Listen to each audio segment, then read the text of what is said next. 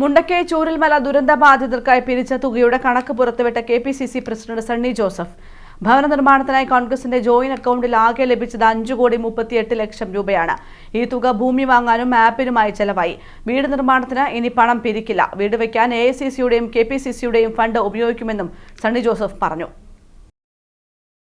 വയനാട് ദുരന്തബാധിതർക്കുള്ള ഭവന നിർമ്മാണത്തിനായി കോൺഗ്രസിന്റെ ജോയിന്റ് അക്കൗണ്ടിൽ ആകെ ലഭിച്ചത് 5,38,21,632 രൂപയാണ്. ഇതിനു പുറമെ 1,05,00,000 രൂപയാണ് യൂത്ത് കോൺഗ്രസ് പിരിച്ചത്. KPCC തനത് ഫണ്ടിൽ നിന്ന് 97,51,212 രൂപയെടുത്തു. ഈ തുക ഭൂമി വാങ്ങാനും ആപ്പിനുമായി ചെലവായി.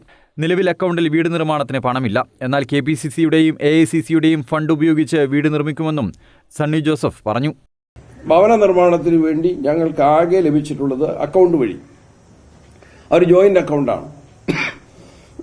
KPCC പ്രസിഡന്റിന്റെയും പ്രതിപക്ഷ നേതാവിന്റെയും ജോയിന്റ് അക്കൗണ്ടിലാണ് പൈസ.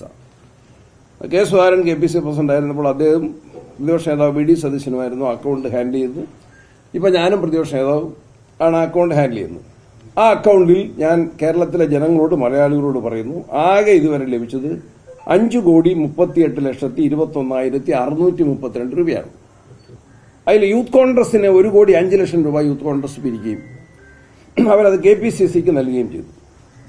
ഈ കൊടുത്ത സംഖ്യ കിട്ടിയത് കഴിച്ച് ഇതിനായിട്ട് കോൺഗ്രസ് പാർട്ടിയും യൂത്ത് കോൺഗ്രസും പിരിച്ചത് തികയാതെ വന്നപ്പോൾ KPCCയുടെ തനത് ഫണ്ടിൽ നിന്ന് 97,51,212 രൂപ അധികമായിട്ട് ചെലവ് ചെയ്തിട്ടുണ്ട്.